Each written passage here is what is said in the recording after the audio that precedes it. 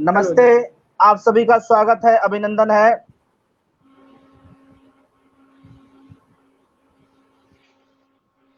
स्वदेशी आत्मनिर्भर भारत के 57 पुष्प में आप सभी का स्वागत है, अभिनंदन है। आज हमें जिन महानुभाव का मार्गदर्शन मिलने वाला है, आप है प्रोफेसर मारूख मिर्जा जी। आप माननीय कुलपति हैं ख्वाजा मोइनुद्दीन चिश्ती भाषा विश्वविद्यालय लखनऊ उत्तर प्रदेश में। आज का जो विषय है बहुत ही अद्भुत है, आत्मनिर्भर भारत में प्रवासी श्रमिकों की भूमिका। तो मतलब जब तक प्रवासी श्रमिक मजबूत नहीं होंगे, प्रवासी श्रमिकों को रोजगार नहीं मिलेगा, तब तक भारत आत्मनिर्भर नहीं बन सकता है। तो इस व्याख्यान के लिए माननीय प्रोफेसर मारूख मिर्जा जी का बहुत ही स्वदेशी आत्मनिर्भर भारत पूरे टीम की ओर से स्वागत, अभिनंदन है। हम आपको आमंत्रित करते हैं।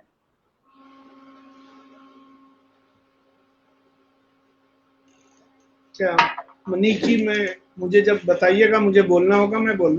जी आप शुरू करें। मनीष जी, सबसे पहले तो मैं आपके स्वदेशी आत्मनिर्भर भारत के ऊपर जो आपका ये 57वां प्रोग्राम है, आप बहुत बधाई के पात्र हैं कि धन्यवाद।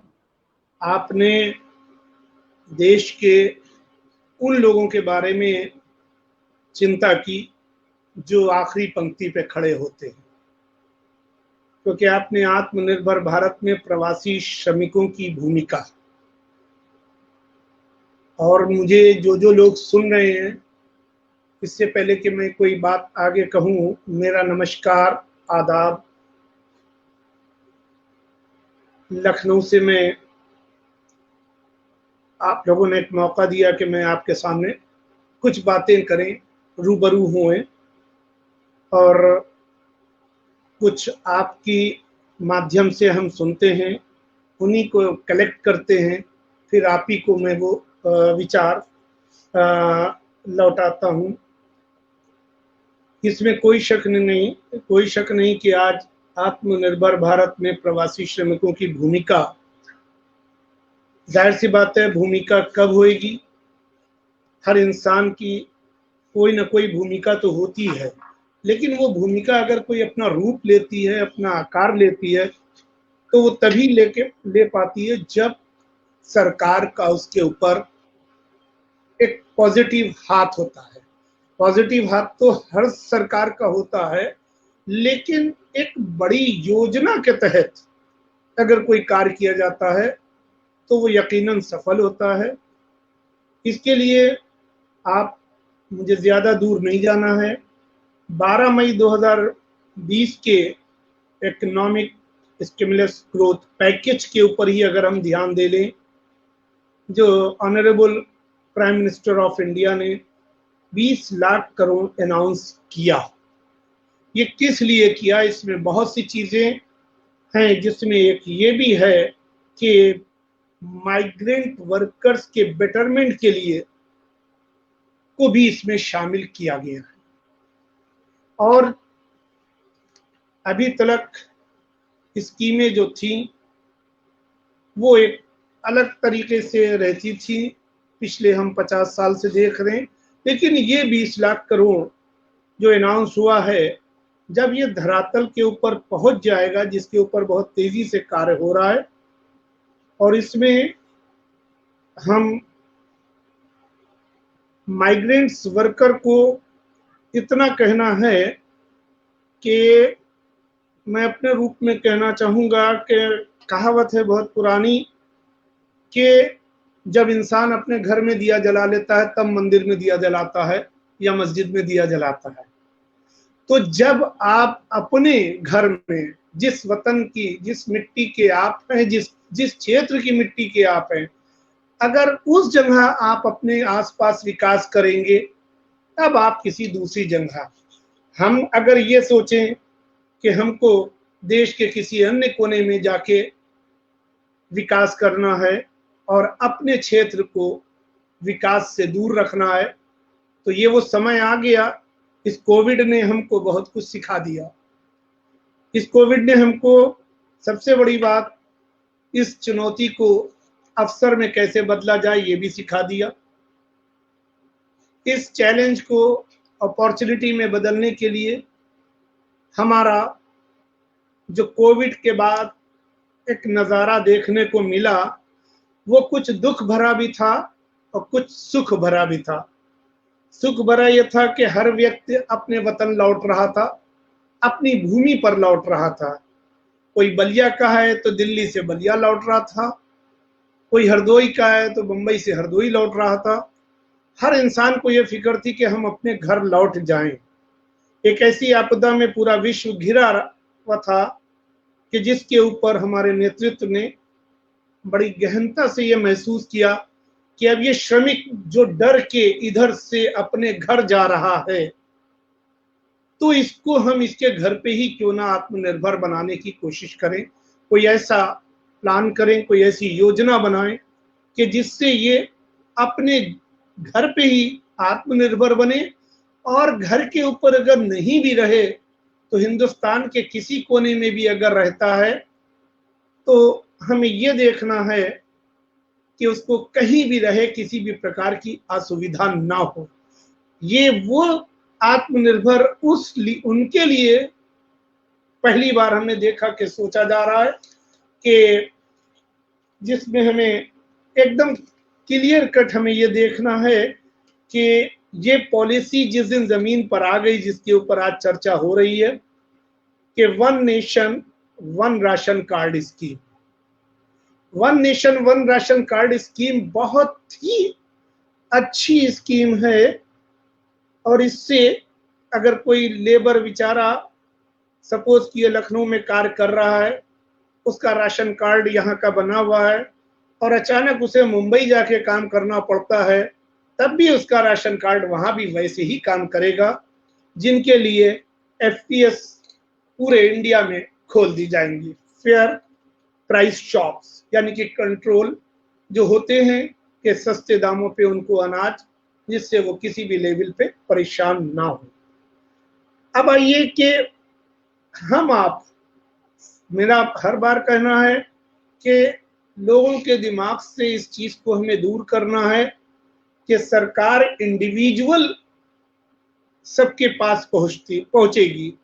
इंडिविजुअल सरकार सबके पास नहीं पहुंचती है, वो एक ऐसी पॉलिसी बनाती है कि सबको उसमें भागीदार कर लेती है।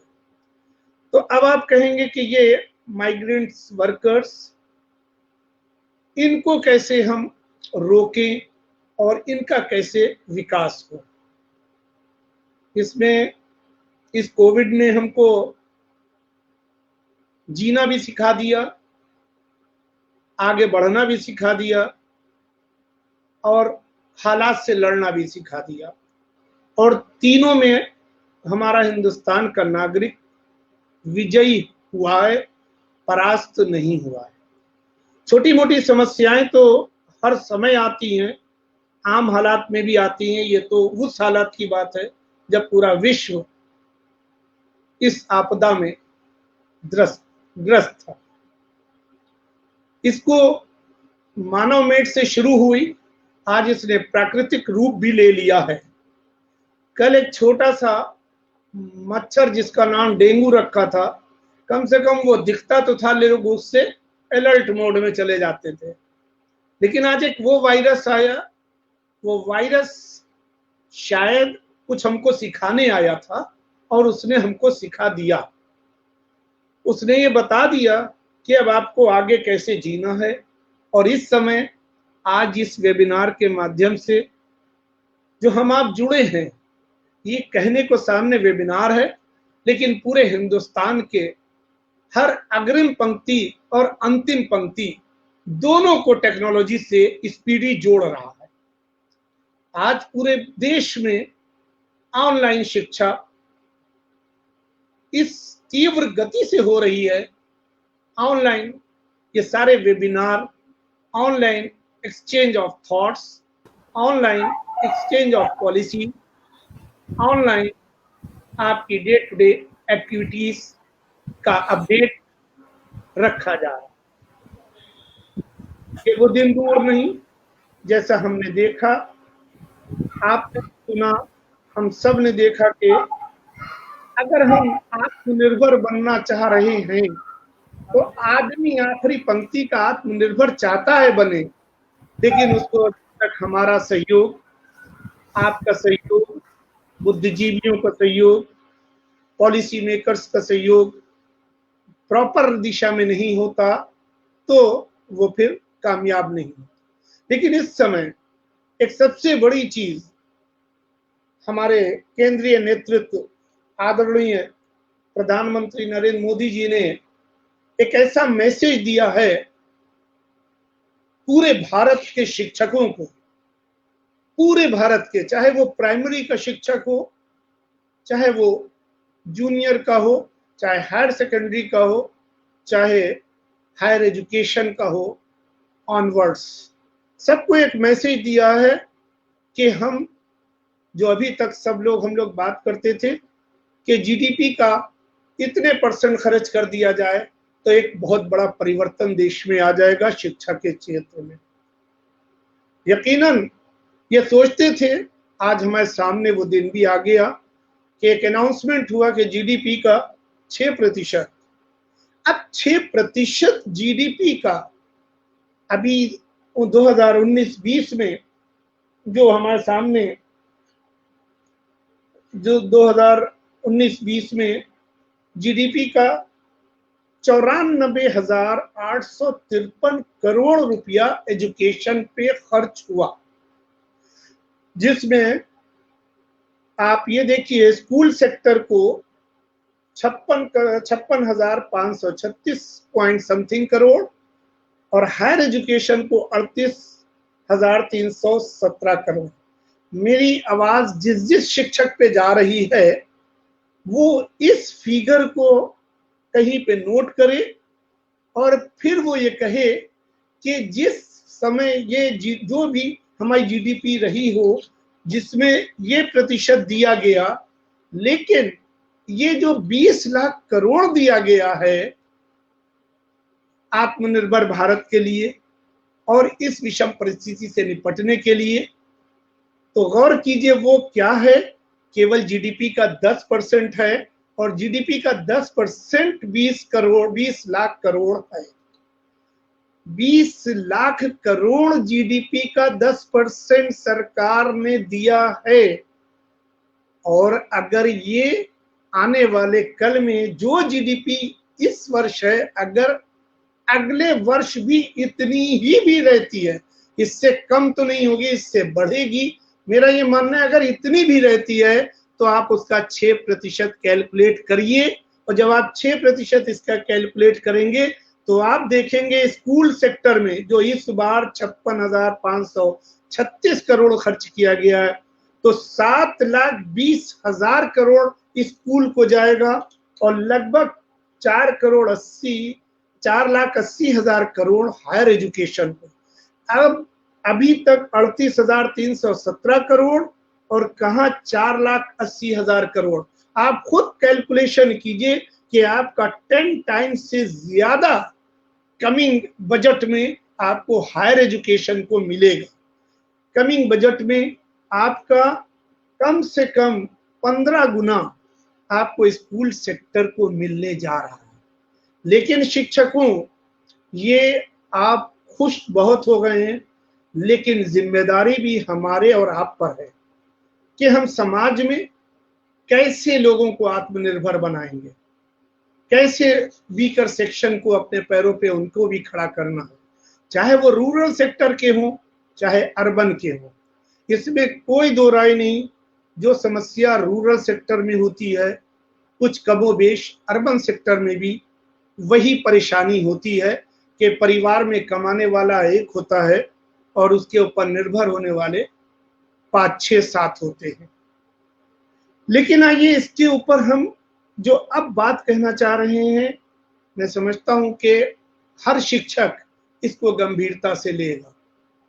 यानी कि मोदी जी ने प्रत्यक्ष और अप्रत्यक्ष रूप से शिक्षकों के गेंद में बॉल, शिक्षकों के पाले में बॉल रखी है कि अब तुम्हारे हवाले है देश की जीडीपी, देश की पर कैपिटा इनकम, अब तुम्हारे हवाले शिक्षकों में पहली बार कर रहा हूं।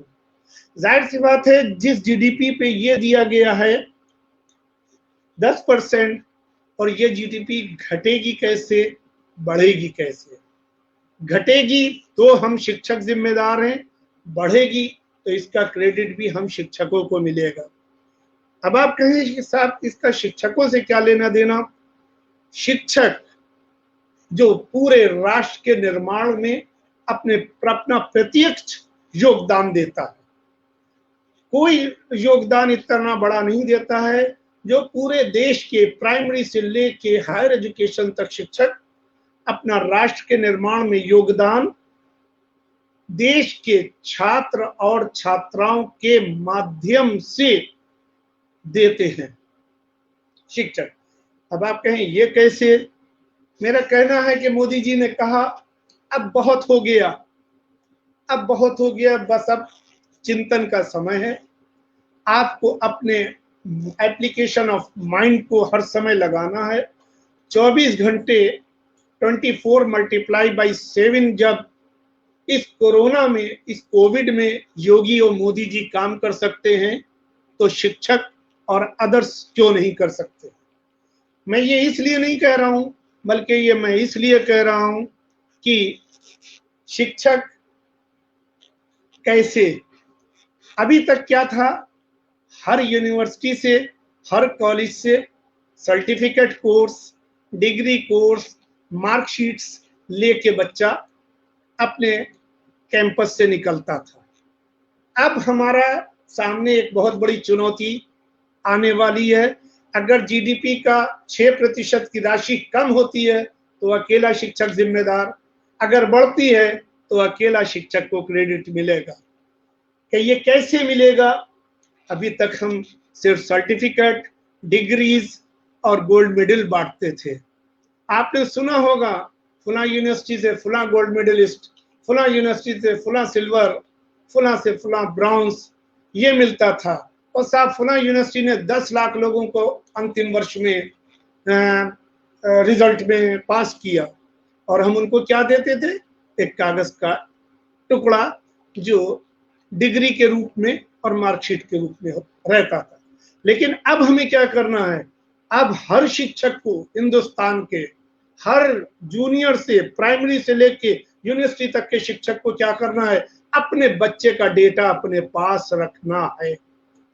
फिर जब वो हमारे डिग्री से या यूनिवर्सिटी लेवल से या डिग्री कॉलेज से जब वो 15 इयर्स एजुकेशन लेके निकला, तो हमें ये तय करना है कि हमने उसको सर्टिफिकेट दिया है, डिग्री दी है कि बना हाथ में दे के उसको गेट के बाहर किया है, या हमने उसको टैक्स पेयर बना के निकाला है। अब मैं इसका एक एग्जाम्पल आपको देना चाह रहा हूं कि आईआईएम और आईआईटी का बच्चा जिस वक्त फाइनल ईयर में होता है, अभी बाहर निकलता भी नहीं है आईआईएम के गेट से, अभी आईआईटी के बाहर आता भी नहीं है, कि आप देखिए उसके सामने कितने बड़े बड़े ऑफर होते हैं कि वो पहले ही साल 30% के स्लैब में आ जाता है।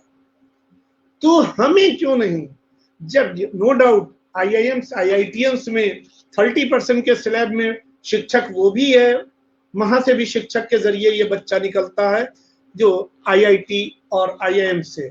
और यही चाहे लखनऊ यूनिवर्सिटी हो, चाहे ख्वाजा मोइनुद्दीन चिश्ती लैंग्वेज यूनिवर्सिटी हो, चाहे दिल्ली यूनिवर्सिटी हो, चाहे जेएनयू यूनिवर्सिटी हो, चाहे जामिया मिलिया हो, चाहे अलीगढ़ हो, चाहे बीएचई हो, हमें इस पर देखना पड़ेगा कि हमने अगर 10,000 बच्चा या 10 लाख बच्चा या 2 लाख बच्चा निकाला तो उसका डेटा बैंक हमें रखना है, और साल भर तक ये देखना है कि इस बच्चे ने हमारी गेट से निकलते ही नौकरी पाई, या एंटरप्रेन्योर बना, या आत्मनिर्भर, या कौशल विकास के क्षेत्र में जाके वो अपने पैरों पे खड़ा हुआ।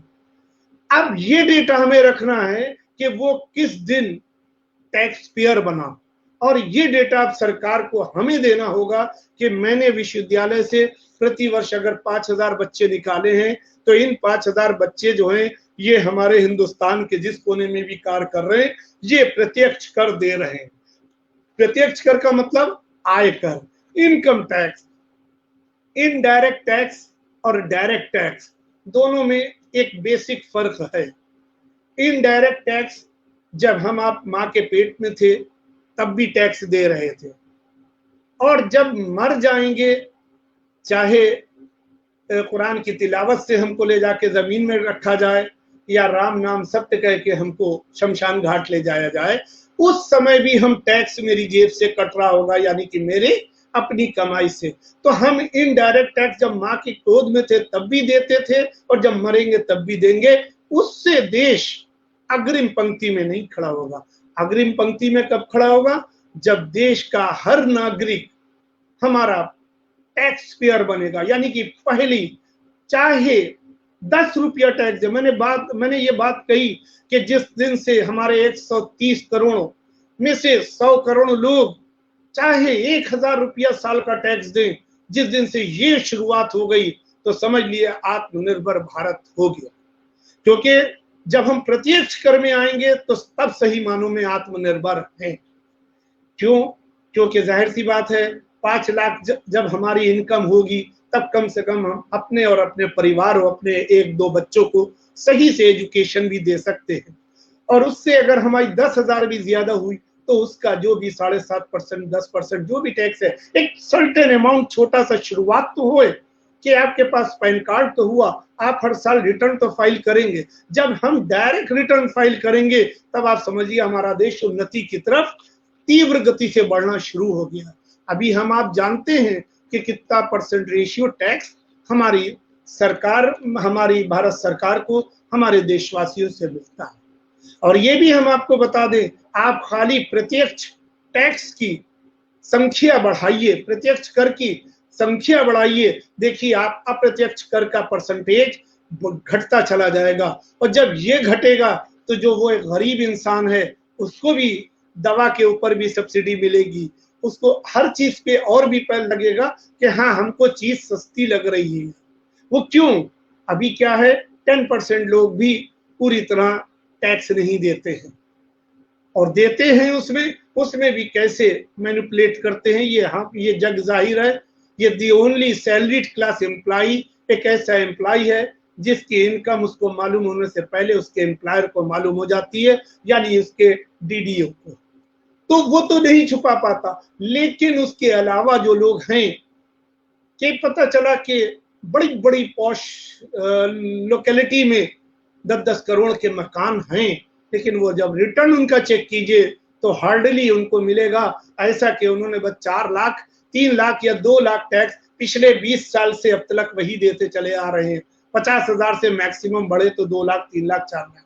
लेकिन जब उनका स्टेटस देखिए तो क्या दिख रहा है? तो हमें इस खाई को भी कैसे जोड़ेंगे, कैसे कम करेंगे? इस खाई को हम ऐसे ही कम करेंगे जब हम प्रत्यक्ष कर देना शुरू करेंगे।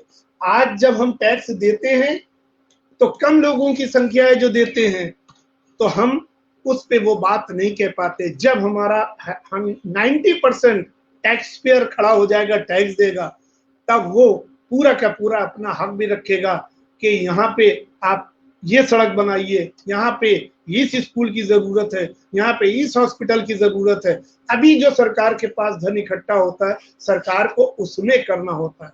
टैक्स चोरी हमें बचाना पड़ेगी। ये भी किसका हक मर रहा है? ये भी एक आत्मनिर्भर भारत के उन प्रवासी श्रमिकों का हक होता है जिनको 2 रुपया मिलता है जबकि मिलना उनको 20 रुपया चाहिए। जहां 20 रुपया मिलता है मिलना उनको चाहिए होता है 200 रुपया। जहां 200 रुपया मिलता है वहां उनको मिलना चाहिए 800 रुपया। तो हमें ये देखना पड़ेगा कि हम अपने, आप खुद सोचिए और समझिए कि 1,500 रुपए से कम आज अगर किसी श्रमिक की तनख्वाह बैठती है पर डे, तो वो समझ लिए तभी अपने परिवार को थोड़ा सा आगे बढ़ा सकता है। और क्या ये मुमकिन नहीं है? बिल्कुल मुमकिन है। हमारा पैसा किस तरीके से, जब अब बाउंड्रीज खत्म हुई हैं तो अब हमें बाउंड्रीज के ऊपर भी चेक एंड बार तो थोड़ा बहुत लगाना पड़ेगा, और उसमें कुछ नहीं करना है। हमें सिर्फ अपने को एक विवेकशील प्राणी बनाना है। क्या खरीदे और कहां से खरीदे। और सबसे अच्छी बात, आत्मनिर्भर भारत को बनने के लिए हर बड़े इंसान को, हर उस इंसान को सामने आना पड़ेगा और अपनी आय का 20% जो आप खर्च करते हैं अपनी आय का 20% आप जिस जगह रहते हैं ये तय कर लिया, हमें उसी जगह पे उसको खर्च करना है। जब हम उस जगह खर्च करेंगे तो आपका पड़ोस का एक गरीब थोड़ा सा संपन्न होना शुरू होगा, आपका पड़ोसी आप संपन्न होना शुरू करेगा। पता चला हमें जब सब्जी भी चाहिए है तो हम उस जगह जा रहे हैं जिस जगह पे कोई बहुत बड़ा कारपोरेट सेक्टर का मालिक को एक पर्टिकुलर पॉकेट में प्रॉफिट जा रहा है। लेकिन जब हम अपने पड़ोस से तय कर लेंगे, एक 100 घर वाले एक ही आदमी से कहेंगे भाई हम तुमसे ये सब्जी लेंगे, तो उस सब्जी वाले का भी अगली जनरेशन का बच्चा किसी इंग्लिश मीडियम और अच्छे स्टैंडर्ड के स्कूल में पढ़ लेगा। सिर्फ 20%, हम केवल 20% खर्च करें। और इसके अलावा दूसरी चीज, हमें आत्मनिर्भर भारत को बनाना है।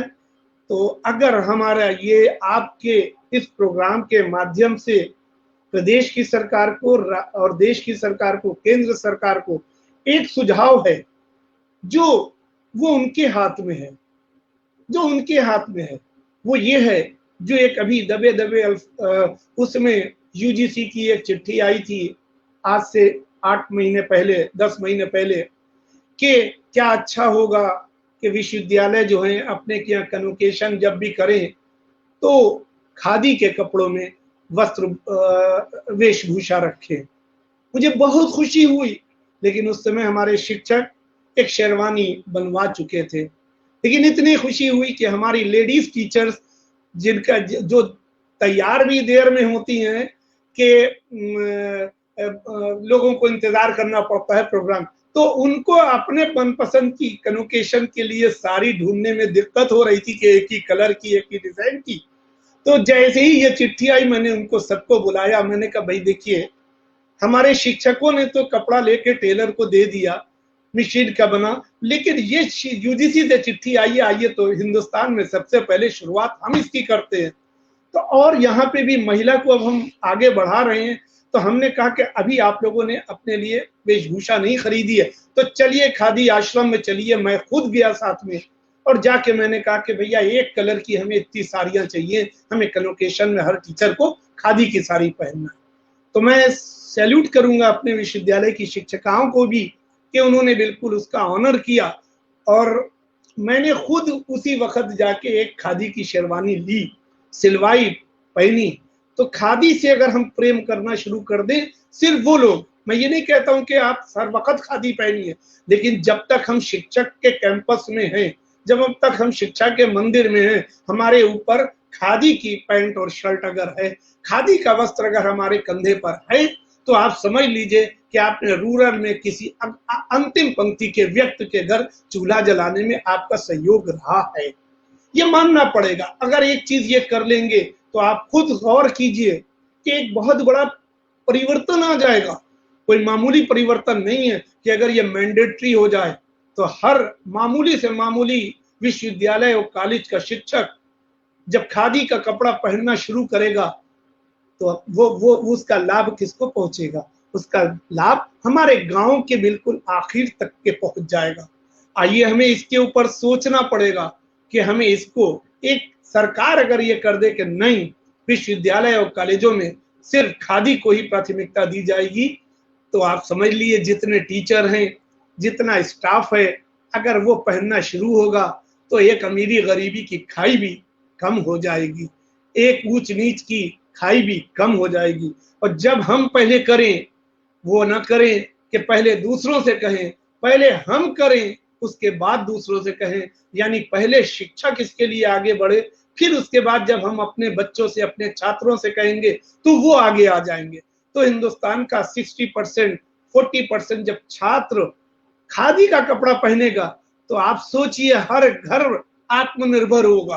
कोई घर ऐसा नहीं होगा कि वो आत्मनिर्भर ना हो। और जब आत्मनिर्भर हो जाएगा तो सही मानों में देश का विकास शुरू हो जाएगा। आज आप देखिए चाइना के घर के अंदर छोटा सा बच्चा भी होता है, अभी वो 18 वर्ष का भी नहीं होता है, लेकिन वो इतनी आय कमा लेता है कि सरकार को योगदान दे देता है। और हमारे यहाँ ग्रेजुएट करके भी हमारा 80% लॉट जो है 4-5 साल इधर से उधर भटकती है और उसमें कहीं जाके कुछ हो पाता है।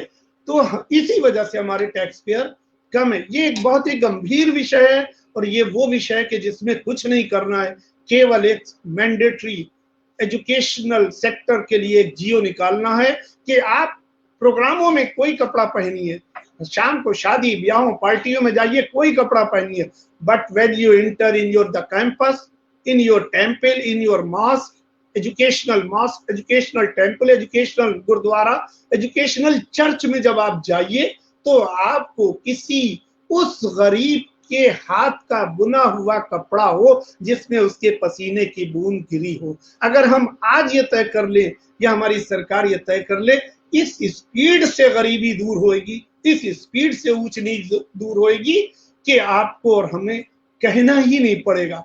एक काम ये, अब आप खुद कैलकुलेशन इसका अगर कैलकुलेटर से उठाइए, कितने शिक्षक हैं जो पूरे हिंदुस्तान में शिक्षा दे रहे हैं और कितने विद्यार्थी हैं जो शिक्षा ले रहे हैं।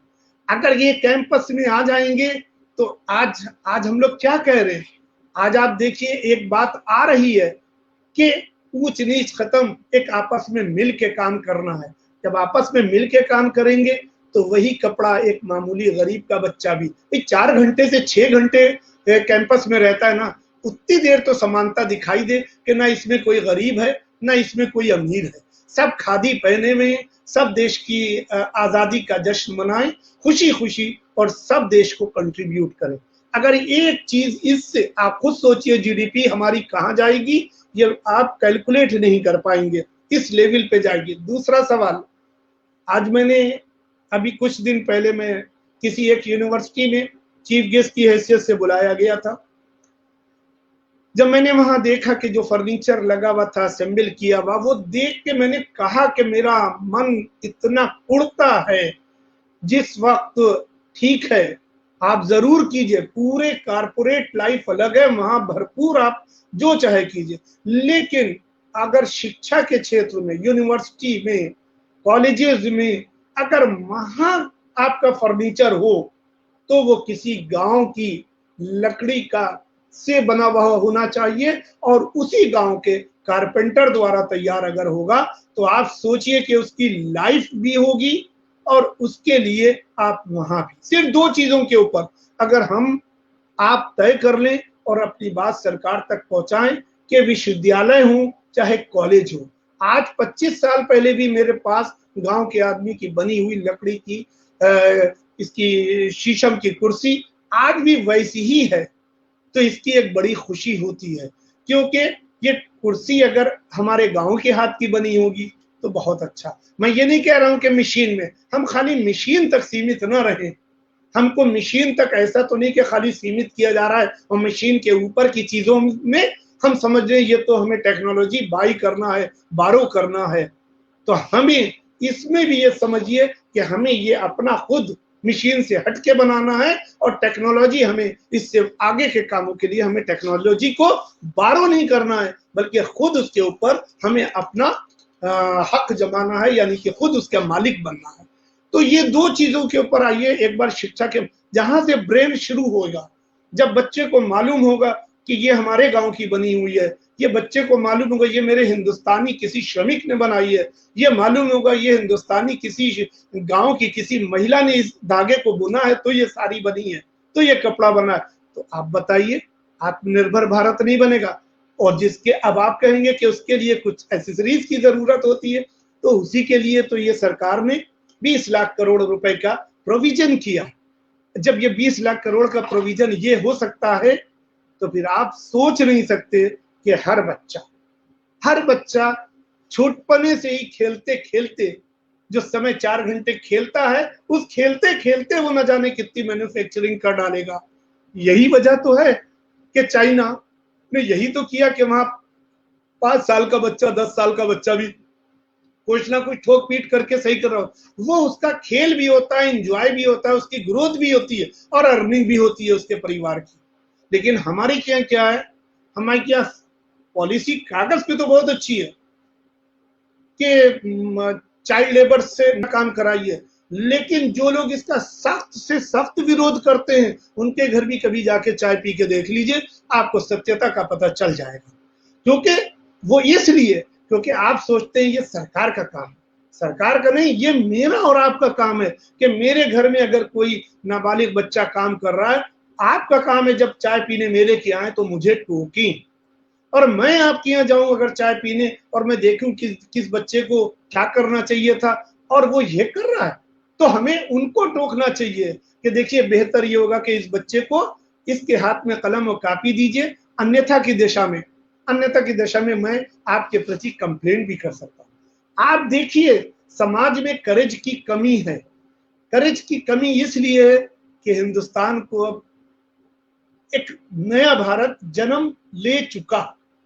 इस कोविड ने एक नए भारत का जन्म दे दिया, और हकीकत में किस नए भारत का जन्म दे दिया? आज एक मानव धर्म का जन्म हुआ है, वो हिंदुस्तान के अंदर। आज पहली बार इस कोविड के समय ना कोई हिंदू, ना कोई मुसलमान, ना कोई सिख, ना कोई ईसाई, ना कोई सुन्नी, ना कोई शिया, ना कोई देवबंदी, ना कोई बरेलवी, ना कोई, सब एक इंसान के इस बेचारे की मदद कैसे की जाए। गांव, मैंने अपने अपने कई स्पीचेस में ये बात कही अपनी शिया कम्युनिटी के लोगों से, हमारे इमाम हुसैन को सीमित मत करो कि वो मुहर्रम का चांद दिखे तो उनको मानो, और मुहर्रम का रबीउल अव्वल का चांद जैसी खत्म होने लगे तो सोचो इमाम हुसैन गए। हर उस समय जिस वक्त इंसानियत और मानवता को कोई पायमाल कर रहा है तो निकल के सामने आओ। तो क्योंकि उनकी कुर्बानी, इमाम हुसैन ने इंसानियत को बचाने के लिए कुर्बानी दी थी। आज मैंने उनसे कहा कि कोई भी हुसैनी तभी हुसैनी कहलाएगा जो दिल्ली से श्रमिक पैदल चल रहा है, कहीं से भी एक अपने स्थान पे जा रहा है, तो जिस हाईवे से गुजर रहा है अगर उसके पास में किसी का भी घर है, अगर उसने एक घड़ा पानी और 10-20 रोटी लेके अगर नहीं जाके वहां पे बैठा, किसी भूखे श्रमिक का पेट नहीं भरा, तो आप ये समझ लीजिए आपने भगवान को नाराज किया। तो ये, और इसी प्रेरणा से जो है हमारे विश्वविद्यालय ने, जब तक ये चलता रहा, चारों मंगल तक हमारे यहाँ मेन हाईवे पे हमारे विश्वविद्यालय के स्टाफ ने पूरे 12-14 दिन तक के लगातार उसके ऊपर प्याऊ और जलपान की व्यवस्था की, और कहा कि नहीं इस सड़क से कोई प्यासा ना गुजरने पाए, चप्पल में पैर सूजे हुए ऐसा न जाना पाए कि उसको, उसके लिए यही नहीं है, अगर उसको रुकना है तो रुकने की भी उसके भी ख्वाजा मोइनुद्दीन चिश्ती भाषा विश्वविद्यालय ने एक कैंप लगा दिया था कि, और तख्त भी डलवा दिए थे कि आइए यहाँ बैठिए, आराम कीजिए और उसके बाद जाइए। तो हमें एक नए धर्म का जन्म हुआ, वो है मानव धर्म, जिसमें हमें हर उस इंसान की मदद करना है जो मदद की मांग करता है। तो ये एक अजीब किस्सा है, लेकिन इसके अलावा ये भी है, कभी कभी इंसान को गुरूर हो जाता है, जिसको गुरूर का हक नहीं है, जिसको घमंड का हक नहीं है। घमंड का हक अगर किसी को है तो वो सिर्फ भगवान को है, क्योंकि वो जो कहता है वो हो जाता है। कुन फयाकुन एक कहा, हम लोग के कहा जाता है कुन फयाकुन, वो उसने कहा हो गया, उसने कहा दुनिया बन तो सृष्टि का निर्माण हो गया। ये उसने खाली सोचा, कहा सृष्टि का निर्माण करना है तो हो गया। तो सिर्फ उसके अलावा किसी को हक नहीं है कि वो कहे कि हम, तभी उस पे शायर ने, किसी ने कहा बहुत इतराता है तू, तो भगवान को भी आया कि देख हम बताते हैं ये मेरी दुनिया है, इसमें मेरी मर्जी चलेगी। बड़े बड़े लोग घरों के अंदर बैठते हुए दिखाई दिए, बड़े बड़े लोग खादी का और मामूली सूती कपड़ा अपने मुंह पे डाले हुए, जो रेशमी कपड़ा डालते थे उन्होंने भी रेशमी को अलग किया और सूती गांव का कपड़ा अपने कंधे पे डाला। तो ये चीज क्या है, उसने ये कहा कि अब आदमी अंधा हुआ जा रहा था, आदमी आदमी का दुश्मन हुआ जा रहा है, पता चला। तो उसी में एक नए धर्म का पूरे विश्व में जन्म हो गया। हर आदमी सोच रहा था, और वाकई में ये समय देखा कि जिस समय वो गरीब घर अपने शहर से गांव की तरफ चल रहा था तो लुट चुका था, ना उसके पास पैसा था ना उसका, लेकिन उसको रास्ते में देवता मिल रहे थे, रास्ते में फरिश्ते मिल रहे थे, रास्ते में अच्छे लोग मिल रहे थे, अच्छी आत्माएं, अच्छी रूह के लोग मिल रहे थे, जो पानी लिए खड़े हुए थे, जो खाना लिए खड़े थे और उनके घरों तक के खाने भेजे। तो ये एक ऐसा जुड़ाव आया कि जिसने उस भारतीयों को आपस में झकझोर दिया कि हम सब एक हैं। और मैं आपको ये भी बात बता दूं, आत्मनिर्भर भारत के लिए ये तभी और मुमकिन होगा जब हम ये सोच लें कि इस हाथ की छुंगलियां सबसे छोटी है, लेकिन इसका भी योगदान है, इसकी भी जरूरत है, क्योंकि मुट्ठी बंद होगी तो पूरे हाथ से बंद होगी। तो हम लोगों को जात पात धर्म की राजनीति से ऊपर उठ के आना है। मानवता के पैगाम जो पूरे विश्व में हिंदुस्तान से फैला, जो पूरे विश्व में एक परिवार की सोच आई, एक फैमिली का कंसेप्ट आया, तो वो यही वसुधैव कुटुंबकम सीतापुर के ये नीम शरण के वहां से ये शब्द निकला है। मैं तो इस बात को कहता हूं कि आइए एक बार हम लोग ये सोचें कि हमें सबको मिलके, हम आपकी एक कमजोरी हो गई है, अरे ये तो सरकार का काम है, अरे ये तो उनका काम है। जी नहीं, हर अच्छा काम हमें करना है, सरकार को भी मदद करना है तो हमें मदद करना है। हमने इस समय इस विश्वविद्यालय में क्वारंटाइन सेंटर भी बनाया, उस समय लोगों की मदद की। क्यों? और इसलिए कि वो बेचारे अगर तड़प के मरेंगे या कोई होगा तो वो भी हमारा भारतीय है, वो भी हमारा इंडियंस है। हमें उनके डॉक्टरों के हौसले भी बढ़ाना, हमें पुलिस प्रशासन के जिसने अपनी जानों को रिस्क में डाल के हमारी आपकी मदद के लिए लोग आए, हम उनको एक सैल्यूट भी नहीं कर सकते, हम उनको उनकी प्रशंसा भी नहीं कर सकते? क्या हमें सिर्फ ये हक रह गया कि सिर्फ हम हर समय शिकायत ही करेंगे? तो हमें इस सबसे ऊपर उठना है और देश को इस तरह आगे बढ़ाना है कि ये आप समझ लिए कि या तो ये एक माला के अंदर पिरोए हुए दाने हो या एक तस्बीह के अंदर। दोनों का काम क्या है? दोनों का काम वही है कि पूरे हिंदुस्तान का हर गरीब हर अमीर आपस में एक दूसरे को देख के खुश होए और कोई एक दूसरे का एक्सप्लॉयटेशन या शोषण नहीं करे। और आत्मनिर्भर भारत तो अब समझ लीजिए बनना शुरू हो गया। अब ये कितनी स्पीड लगती है और जमीन तलक हम कैसे और कब पहुंच जाते हैं कि जमीन तलक ये हमारी जो इतनी अच्छी अच्छी पॉलिसी सरकार ने बनाई है माइग्रेंट लेबर्स के लिए, इसमें कोई शक नहीं है। वन डिस्ट्रिक्ट वन ओडीओपी ये कोई मामूली बात नहीं है। ओडीओपी का जो ये कंसेप्ट आया है सरकार की तरफ से, वन डिस्ट्रिक्ट वन प्रोडक्ट, इसमें खाली एक चीज को और मैंडेटरी जोड़ दीजिए, जिस भी डिस्ट्रिक्ट में कोई भी प्रोडक्ट बनाया जा रहा है तो उस डिस्ट्रिक्ट में वहीं का लेबर इन्वॉल्व किया जाएगा। कानपुर में लखनऊ का नहीं किया जाएगा, लखनऊ में हरदोई का नहीं किया जाएगा, हरदोई में सीतापुर का नहीं किया जाएगा। ये पॉलिसी बनना चाहिए। तुम कहां जन्मे हो तुम्हारे लिए उसी डिस्ट्रिक्ट में रोजगार भी है। तो ओडीओपी का मतलब ही यही है कि वन डिस्ट्रिक्ट वन प्रोडक्ट का मतलब ही है कि उस क्षेत्र में आप रोजगार पहुंचाइए। हर आदमी तो इंटरप्रेन्योर नहीं हो सकता, लेकिन हर आदमी को अगर इंटरप्रेन्योर नहीं है तो उसे रोजी और रोजगार की आवश्यकता है। तो अगर हम उसको उसी के क्षेत्र में रोजी दिला देंगे तो कितनी अच्छी बात होगी। और आप फिर देखिए तीसरी चीज, आज हम आप सुनते थे और कहते थे कि मेरा भाई या मेरा चचा या मेरा वो, अरे भाई वो जो है वो दिन में काम कहाँ कर रहे हैं, हर समय तो घर पे रहते हैं, वो काम कहाँ करते? उनका नहीं, जब अमेरिका में रात हो गई तो यहाँ वो काम ट्रांसफर कर जाता है, यहाँ रात दिन भर यहाँ काम होता है और वो भी शाम को फिर अगला आदमी ले लेता है। तो ये सुनते थे। आज आप देखिए इस टेक्नोलॉजी को का फायदा कि हमने यूज करना सीख लिया इस टेक्नोलॉजी को। अब इसमें हम कितना आगे बढ़ते हैं, अब हम कितना इसमें आगे बढ़ते हैं और आगे कब बढ़ेंगे। मोदी जी ने एक चीज कह दी कि देखो भाई हमसे जीडीपी का 6% ले लो। और शिक्षकों, अब देश का विकास सिर्फ शिक्षकों तुम्हारे ऊपर है, किसी और के ऊपर नहीं है, किसी बच्चे पर नहीं है, किसी भी अन्य के ऊपर नहीं है।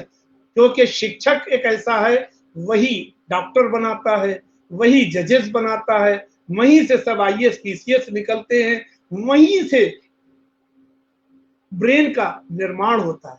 मोहन भागवत जी का यह सेंटेंस कोई मामूली नहीं है कि हमें तो अब मानव का निर्माण करना है। जिस दिन मानव के निर्माण पे हमने सोच लिया तो आप समझ लिया ऑटोमेटिक देश हमारा विकसित दिशा में पहुंच जाएगा। इसका मैंने अक्सर और पेशतर एक एग्जाम्पल एक किताब के अंदर 4 लाइनें लिखी हैं। एक प्रेसिडेंट, अमेरिकन कॉर्पोरेशन का एक प्रेसिडेंट ने ये कहा कि we do not build this TV, we do not build this earphone, we do not build this shirt, we do not build this कपड़ा, we do not build this glass, we do not build the aeroplane, and we do not build the needle. ना मैं सुई बनाता हूं, ना हवाई जहाज बनाता हूं, उनका we build man and man build all these products. तो अब आप सोचिए, हमने मनुष्य का निर्माण कर दिया तो मनुष्य हर चीज का निर्माण कर लेगा। आप ये देखिए, वो कहते हैं हम सुई हम नहीं बनाते, हम तो मनुष्य बना देते, मनुष्य सुई बनाता है। हम हेलीकॉप्टर नहीं बनाते, हम मनुष्य को बना देते, मनुष्य हेलीकॉप्टर बना देता है। हम इंजीनियर बना देते हैं, इंजीनियर मकान बना देता है। आप ये सोचिए, इसकी गहराई सोचिए, उन्होंने क्या कहा कि आज हमारे हिंदुस्तान के अंदर से भी वही एक फूल खिल के आया कि अब हमें मनुष्य का निर्माण करना। याद रखिए, मनुष्य का निर्माण हो गया तो सब कुछ होता चला गया। और जो हिंदुस्तान के पास ब्रेन है, वो दुनिया में किसी के पास ब्रेन नहीं है।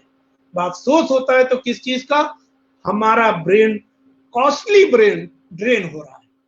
हमें कॉस्टली ब्रेन को कैसे, उस कॉस्टली ब्रेन के ड्रेन को कैसे रोकना है, उसके लिए भी मैंने 2 सजेशन दिए थे। मेरी बात अगर जहां तक भी पहुंचे, सरकार के जिम्मेदार लोगों तक पहुंच जाए, इससे एक बहुत बड़ा चेंज आएगा। आप आईआईएम से जैसे ही हमारा बच्चा निकले, उससे कहिए 5 साल तो तुम्हें अपने देश में सेवाएं करना है, उसके बाद जाओ बाहर। आईआईटीएंस निकले तो उसके बाद 5 साल के बाद जाओ बाहर।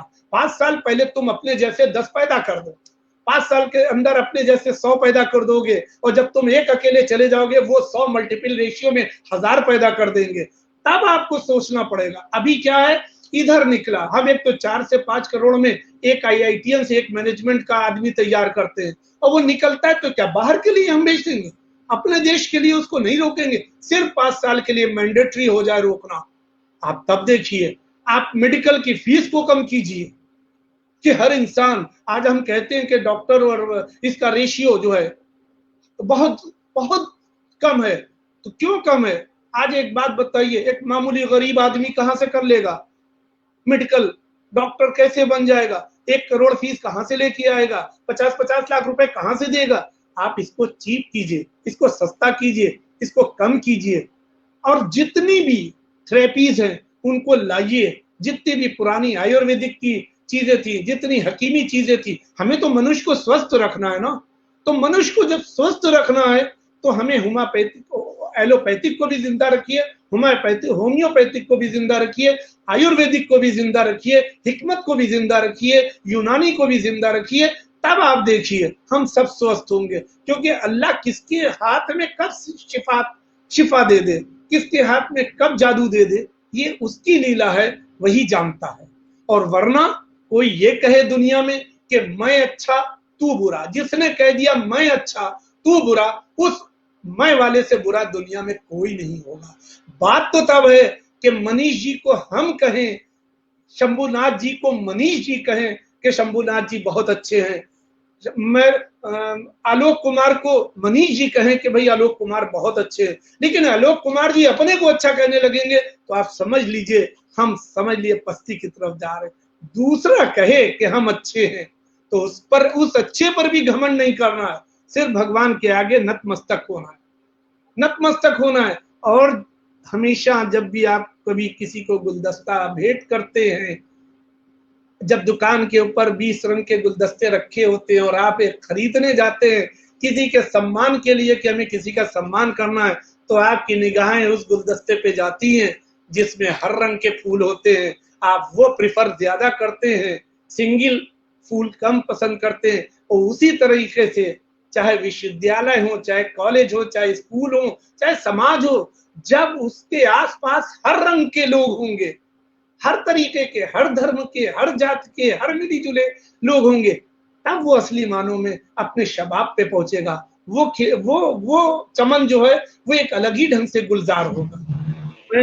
मुझे नहीं पता कि मुझे कितना समय दिया था आप लोगों ने, लेकिन ये जरूर है कि आइए हम लोग कम से कम इस चीज को ऐसे ले लें कि जो बहुत सी चीजें ऐसी हैं कि अब आप, मैंने एक चीज आपके ऊपर सब पे डाल दी, और ये पूरे आप सब आपके माध्यम से कि अब ये तय करना है, और ये तय नहीं करना, अब सरकार हमसे पूछेगी कि मैंने साल में आपको इतना पैसा दिया, इतना टीचर्स को दिया, इतना नॉन टीचिंग को दिया, इतना इंफ्रास्ट्रक्चर पे किया, इतना इस पे किया। अब आप ये बताइए, साल में आपने जो बाहर निकाला आउटपुट, उसकी यूटिलिटी, उसकी वैल्यू क्या थी जो आपने बाहर निकाला? पता चला हमारे हाथ पर से 100 बच्चा था, क्या 100 बच्चे में हमने 20 बच्चा उसी वर्ष ऐसा निकाला कि जो सीधा जाके टैक्स पेयर बना। ये अब हमसे सरकार पूछेगी, वरना कहेगी इस शिक्षक से कहो 6 महीने के अंदर मेहनत करे, अन्यथा इनके ऊपर क्वेश्चन मार्क लगाओ।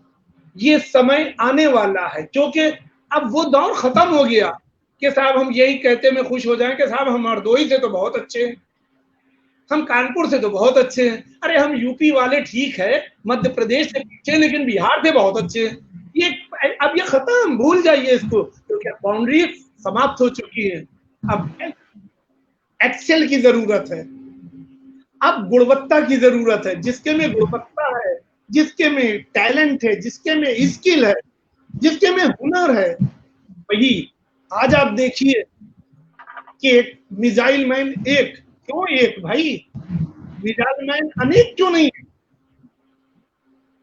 चांद पर एक क्यों, चांद पर 1000 हम लोग क्यों नहीं जाना चाहिए। हम पता चला उन्होंने वो काम कर लिया तो हम तुरंत अपना अरे चलो ठीक है हमारा नाम हो गया, तो आज के हिंदुस्तान का एक आदमी चला गया, भाई क्यों 100 आदमी नहीं गए, एक आदमी के ऊपर लेके तक तो खुश हो रहे हो।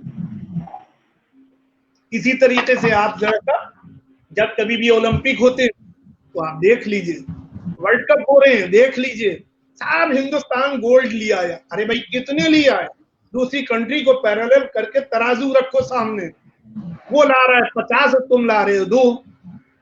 तो ये क्यों आप इतना इसके ऊपर स्पोर्ट्स पे भी अब आएगा, अब 6% वास्तव में जब एजुकेशन पे आएगा तब आप देखेंगे हमारा हर टीचर भी वेल इक्विप्ड होगा टेक्नोलॉजी से, हमारा हर बच्चा भी लैपटॉप या कंप्यूटर या टैबलेट हाथ में होगी उसके, ये होगा। इससे जीडीपी के 6% से आप सोच नहीं सकते। आप कहेंगे कि मुझे सिर्फ खाली एक कंप्यूटर चाहिए, सरकार कहेगी नहीं आप 2 रखिए, एक अपने कमरे में रखिए और एक लैपटॉप अपने साथ रखिए।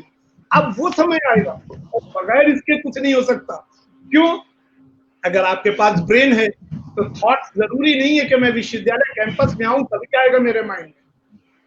हम कहीं एकांत में किसी से बैठे हुए बात कर रहे हैं, उसी में से निकल आई कोई बात, अरे तुरंत फार्मूला लिखो भाई, ये तो यहाँ से है।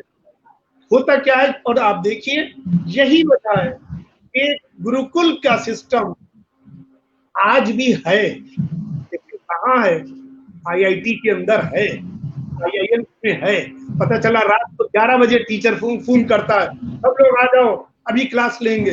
पता चला 11 बजे रात से लेकर सुबह 3 बजे तक वो क्लास एट ए स्ट्रेच लेता है। तो यही तो था पहले की पढ़ाई में कि पेड़ के नीचे बैठ गए, ऋषि मुनि पढ़ा रहे हैं, तो समय की कोई सीमा नहीं थी। अब जब बैठ गए तो बैठ गए। जब तक बच्चे में क्षमता है सुनने की तब तक शिक्षक की ताकत है पढ़ाने की। वो समय फिर लौट के आएगा। और आप छोटी से देख लीजिए आईआईटी और आईएम के बच्चे कैसे निकलते हैं। पता चला उनको 4 बजे तक क्लास लिया गया और कह दिया 7 बजे तुमको इस असाइनमेंट को कंप्लीट करके लाना है। अब वो बच्चा जब निकलता है तो सीधा 30% के डायरेक्ट लैब में चला जाता है, टैक्स देता है। लेकिन हम 30% की बात करेंगे, लेकिन अगर हम यूनिवर्सिटी कॉलेज के अगर 10% के स्लैब का भी टैक्स पेयर निकाल दे तो मोदी जी पूरे हिंदुस्तान के हर नागरिक को सैल्यूट कर देंगे, हर विश्वविद्यालय को सैल्यूट करेंगे, हर कॉलेज को सैल्यूट करेंगे, और आपको अग्रिम पंक्ति में खड़े होने से कोई नहीं रोक सकता। और अल्लाह का शुक्र है, भगवान का शुक्र है कि हमें अब देखिए ये सब चीजें एक अलग हैं, लेकिन वास्तव में हिंदुस्तान आज भी वही गुलदस्ता है। ये 0.00001 लोग अगर दिनों में दरारें डाल रहे हैं तो उसको अब मामूली आदमी भी समझ गया है कि फिल्टर करके देख लेता है, ये केवल थोड़ी सी दिन के लिए वोट बैंक की राजनीति है और कुछ नहीं है।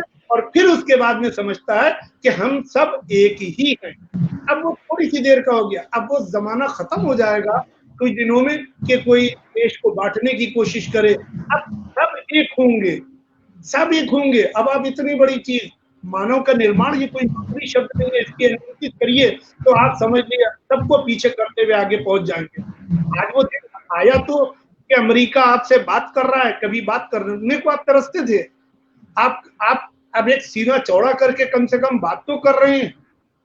आज उनको हमारी भी जरूरत होने लगी, आइए कुछ हम ऐसी पॉलिसी बनाएं जिनको हम रोजगार ना दे सके, उनको उन देशों तक पहुंचाएं रोजगार के लिए कि जिससे हमारे इंडिया में गोल्ड आए, जिससे हमारे इंडिया में धन आए।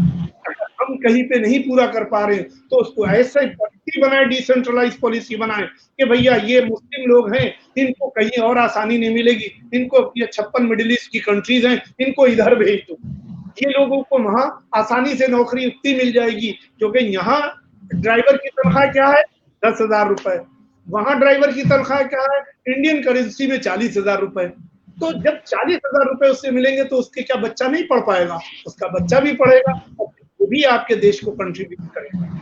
और ये याद रखिए कि सरकार खर्च करती है हमारे आपके ऊपर, इसलिए नहीं खर्च करती है कि वो वेस्ट हो, इसलिए खर्च करती है कि आप डायरेक्ट और इनडायरेक्ट टैक्स के भागीदार बनो देने। चाहे आप एंटरप्रेन्योर बनो, चाहे मिडिल क्लास के बनो, लेकिन टैक्स सरकार को दो और वो निरंतर देना। आप 3 साल के लिए सरकार खर्च करती है एक ग्रेजुएट को, लेकिन उस 3 साल का खर्चा जो है वो कब तक लेती है? जब तक आदमी रिटायर नहीं होता है तक टैक्स देता है, फिर इनडायरेक्ट टैक्स देता है। तो ये एक ऐसी चीज है कि हमें जो टैक्स का स्लैब भी ऑटोमेटिक कम हो जाएगा और एक फेयर अप्रोच से हम आप सब आगे बढ़ेंगे। अब और अगर आप लोगों को कोई सवाल पूछना है तो पूछ सकते हैं। जी, बहुत ही जोशीला और ज्ञानवर्धक तथ्यपूर्ण अद्भुत जानकारी दिया श्रीमान जी ने। अपने जिक्र का एक कागज का टुकड़ा मार्कशीट के रूप में मिल जाता है। बहुत सही जानकारी दी कि हम 4 साल 3 साल पढ़ते हैं और उसके बाद एक टुकड़ा दे देता है कागज का, फिर हम लेके मार्केट में घूम रहे होते हैं, कहीं रोजगार ही नहीं मिलता, तो हमारे लिए वेस्टेज है। और कहीं ना कहीं ये सबसे बड़ी बात यह है कि हमें ना ग्रामीण क्षेत्र से हम जुड़ नहीं पाते हैं। अगर हम होता क्या है, मान के चलिए इंजीनियर बन गया या डॉक्टर बन गया या किसी टेक्नो क्रिएटर बन गया, तो उनको ना ग्रामीण क्षेत्र की जो दिक्कतें हैं, समस्याएं, उनके बारे में उनको कुछ भी पता नहीं होता है। तो इसलिए इसमें काम करने के लिए एमएचआरडी ने उन्नत भारत अभियान ऐसे करके 2014 में शुरू किया। उन्नत भारत अभियान को जो आईआईटी दिल्ली लीड करती है, तो इनका मूल उद्देश्य ये है कि जो भी कॉलेजेस है वो हर 5 गांव को गोद लेगा और जो वहाँ के स्टूडेंट हैं वो स्टूडेंट वहाँ जाएगा, ग्रामीण क्षेत्र की समस्या को समझेगा और वहाँ पे प्रपोजल बना करके आईआईटी दिल्ली एमएचआरडी सेंड करेगा, वहाँ पे क्या डेवलपमेंट कर सकता है। इससे ये है फायदा है कि जो लड़के हैं उसमें वो ग्रेसिंग, पहले ग्रेस पॉइंट नहीं था, अब इसमें है कि अब ग्रेडिंग पॉइंट मिल गया। जैसे जो ग्रामीण क्षेत्र में जाके काम करेगा उसको 3 ग्रेड है, अब उनको आपके सर्टिफिकेट को ग्रामीण क्षेत्र के ग्रेड पॉइंट से जोड़ दिया गया है ताकि आप ग्रामीण क्षेत्र में जाएं, चीजों को समझे। कल अगर आप आईएएस बन जाते हैं, कल आप अगर टेक्नो क्रिएटर बनते हैं, तो आप ग्रामीण क्षेत्र के जरूरत के अकॉर्डिंग काम कर पाएंगे, उस प्रकार की टेक्नोलॉजी क्रिएट कर पाएंगे। ये सबसे बड़ी चीजें हैं। तो और आपने कई सारी चीजें पंडित दीनदयाल उपाध्याय जी के चीजों को लेकर कहा, नई शिक्षा नीति और भारत को आत्मनिर्भर किस प्रकार बनाया जा सकता है, ये सारी जानकारी आपने दी। पंडित दीनदयाल उपाध्याय जी ने कहा था, जब तक कि अंतिम पंक्ति के अंतिम व्यक्ति तक जब तक विकास नहीं हो जाएगा तब तक भारत का विकास संभव नहीं है। तो भारत को आत्मनिर्भर बनाने के लिए बहुत ही ज्ञानवर्धक जानकारी आपने दिया है और एक आपने और भी कई सारी चीजों की जानकारी दी। मैं एक और चीजों को कोट करूंगा कि जैसे जहां भी कहीं यूज है, जैसे आपने बताया कि ग्रामीण क्षेत्र में जैसे कुर्सी बनता है शीशम की लकड़ी से, तो हम ग्रामीण क्षेत्र के चीजों को अगर हम वहाँ पे स्कूल में रखेंगे तो वहाँ के जो स्टूडेंट हैं वो समझेंगे चीजों को कि ये इस गाँव में बना है और उनमें एक भावनात्मक लगा होता है कि आने वाले समय में उस प्रकार से काम करता है। कुल मिलाकर कहें तो सभी को एहसास होना जरूरी है कि मेरे गांव में बना हुआ चीजें हैं, ये हमारे माता जी बहन जी इन सब चीजों से बनाया है। तो मानसिक दशा बदलनी चाहिए कहीं ना कहीं। और आपका जो कथन है ना हम सभी के लिए प्रेरणादायी है। और मैं धन्यवाद। अगर शंभुनाथ जी को कोई प्रश्न पूछना हो तो कृपया आप पूछ सकते हैं। धन्यवाद मनीष जी भाई साहब। सर ने बहुत ही विद्वतापूर्ण और विचारपूर्ण व्याख्यान दिया और सारी जो भी बातें हो सकती हैं, जो भी इसके पक्ष हो सकते हैं, आत्मनिर्भर भारत के निर्माण में प्रवासी श्रमिकों की भूमिका, इस विषय पर जो भी तथ्य और जो भी व्याख्याएं हो सकती हैं, सर ने इतने महत्वपूर्ण तरीके से, इतने व्यवस्थित तरीके से की कि अब उसमें प्रश्न की कोई गुंजाइश नहीं रह जाती। बस मैं सर को धन्यवाद कह सकता हूं कि आपने इतने व्यवस्थित तरीके से अपना व्याख्यान दिया। जी एक चीज और मैं ऐड कर, जी सर। मनरेगा है जी, मनरेगा में उन्हीं लोगों को प्राथमिकता दी जाए जो आपका प्रवासी श्रमिक अपने एग्रीकल्चरल एक्टिविटीज में इन्वॉल्व हो, और जब वहां से समय बचे तो उसको मनरेगा 100 डेज के लिए दीजिए। जी सर, दोनों तरफ उसकी कार्य की क्षमता का इस्तेमाल करेगा। क्योंकि कृषि एक ऐसा रोजगार है अपने देश में जिसे प्रच्छन्न बेरोजगारी भी कहा जाता है, तो वो सामयिक होती है, कुछ समय के लिए होती है, कुछ समय के लिए उसके पास रोजगार होता है, लेकिन बाकी के समय वो खाली रहता है। दिन में सुबह के 3-4 घंटे निराई गुड़ाई या पानी देता है खेतों में, उसके बाद पूरे दिन जो उसकी मानव शक्ति है, जो उसका मानव संसाधन है, वो बेकार जाता है। तो आपका सुझाव ये बहुत अच्छा है सर कि उस श्रम का उपयोग हम मनरेगा में करें, और मनरेगा के माध्यम से हम उसकी क्षमताओं का अधिक दोहन कर सकते हैं, अधिक उपयोग कर सकते हैं। इस माध्यम से एक तो उसको रोजगार मिलेगा, और दूसरे आत्मनिर्भर भारत के निर्माण में वो अपना योगदान भी देने में सक्षम होगा। तो बहुत अच्छा सुझाव है सर आपका मनीष जी भाई साहब। कार्यक्रम में बहुत सारे महानुभाव जुड़े थे जिनके मार्गदर्शक में रह के बहुत कुछ सीखा है, और उनके सामने बोलना बड़ा ही मुश्किल होता है। कई सारे लोग जुड़े हुए हैं, मैं नाम नहीं ले सकता है। बहुत सारे लोग हैं मतलब जो कि पूरे भारत का नेतृत्व कर रहे हैं। तो ये हमारे लिए सौभाग्य की बात है। और अब बड़ा ही मैं आपका बौद्धिक सुन करके रियली में बहुत ही जोशीला बौद्धिक दिया आपने। मतलब शुरू 0 से लेकर बोल सकते हैं तो 100% तक आप चीजों को लेकर के गए। और आप वाणिज्य के छात्र होने के बाद आपको पूरा तथ्य, एक होता है ना, मैं साइंस का, मैं टेक्नोलॉजी का छात्र हूँ, तो आपने चीजों को पूरी तरीके से कैलकुलेशन करके 0 × 2 × मल्टीप्लाई इतना समथिंग जो चीजों को लेके गया, ये सबसे बड़ी चीज है, बहुत बड़ी बातें हैं। आपने एक और चीजों का कोट किया है कि अभी जैसे नई शिक्षा नीति में जो था कि वैसे ऐसे है, जहाँ पे भी कुछ होगा खादी वस्त्र पहनना है और आपने शुरू किया, तो ये सबसे बड़ी चीजें हैं। कि सबसे बड़ी बात यह है कि आप माननीय कुलपति हैं, आप जिस प्रकार से चलेंगे, आपके जो साथ वाले हैं, आप वो भी उसी प्रकार से चलने की कोशिश करेंगे। तो आप अगर जिस वे में जाएंगे तो आपका वे बड़ा अच्छा है, बड़ा मतलब बहुत सुंदर व्याख्यान हुआ। तो इस कार्यक्रम के माध्यम से जो भी बंधु हम सभी के साथ जुड़े हुए हैं, आप सभी का हृदय से धन्यवाद, आभार। माननीय कुलपति जी, आपका स्वागत और आभार पूरी टीम की ओर से। शंभुनाथ जी, आपका भी स्वागत, आभार। मनीष जी भाई साहब, मैं 3-4 चीजों की ध्यान आकर्षित करना चाहूंगा सर का, उसके बाद आपके आदेश से मैं औपचारिक धन्यवाद ज्ञापन करूंगा। एक तो सर ने जो बात कही कि आत्मनिर्भरता आखिरी आदमी तक पहुंचनी चाहिए, और यह किसी धर्म की बात नहीं है, ये न हिंदू की बात है, न मुस्लिम की बात है, न सिख की, ईसाई की। आपने कहा कि मानव धर्म की प्रतिष्ठा पर जोर होना चाहिए, तो यह मानव धर्म ही हमको सिखाता है, यह भारतीय जो